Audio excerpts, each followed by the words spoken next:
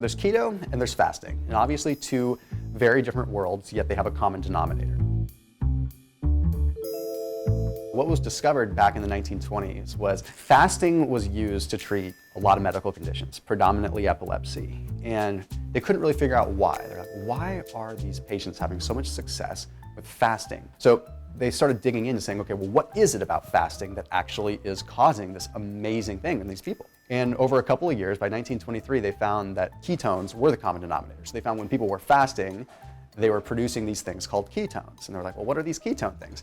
And then they did some more testing and they realized that when you deprive your body of glucose, of dietary carbs, your body creates those same ketones. So it's like fasting created ketones, and depriving yourself of carbs created ketones. It's like, aha, we finally found a way where these patients don't have to starve themselves. Now, because they work so hand in hand together, they work harmoniously. Like you can go on a ketogenic diet, get your body used to utilizing those fats for fuel, then sort of deprive your body of calories for a short amount of time so that your body has no choice but to seek out stored body fat.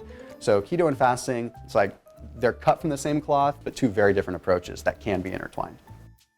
When it comes down to how someone should fast, like how long, like things like that, you have to look at a lot of different equations. Like for example, men and women typically will fast a little bit differently. Women have a few more hormones that are changing. There's different reproductive systems that have to be accounted for, and it's a lot more of a complex system. So it's a little bit easier for a female to feel a little bit lethargic when they start fasting. I usually recommend like women start with shorter fasts, like 12, 14 hours, and increase the length of their fast as they feel adjusted to it. And then when it comes down to what your goals are, if you're looking for sort of a body composition response, where you're just looking to trim up or lose a little bit of body fat, I recommend like 16, 18-hour fasts. Those are perfect, and just do those a few times per week. It's really not that hard. It's a matter of going to sleep, skipping breakfast, and then eating lunch. It's a little bit of a mind game with yourself, and you realize like, wow, when I just push the time back in which I eat, I actually just eat a lot less, and you don't really change your eating habits a whole lot.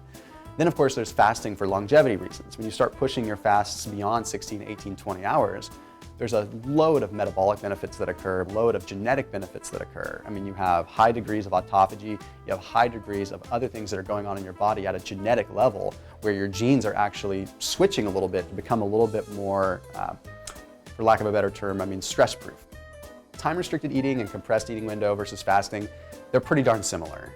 Some will say that like time-restricted eating is more like 12 hours, like where you're just like, hey, I'm just consolidating my eating windows, but at the end of the day, they're kind of the same thing. I mean, fasting in a sense, it's like, it's focusing on one over the other, right? It's like I always look at like time-restricted eating is focusing on the eating window, where fasting focuses on the fasting window. But at the end of the day, when you back up, they're kind of the same thing.